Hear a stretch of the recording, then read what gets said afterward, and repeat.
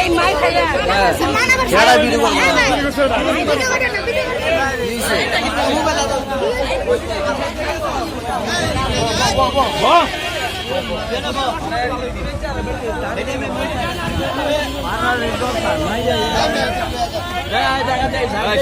আর কি দিলি বাটি গোল চুরি করছে নাকি? হ্যালো এভরিওয়ান, আসসালামু আলাইকুম। সোনারগাঁয়ের মোগরাপাড়া চৌরাস্তা এই মহিলাটি আজকে মোবাইল চুরি করছে, তা হাতে নাতে ধরা পড়ছে। এখন পাবলিকের হাতে হস্তনত করা হচ্ছে।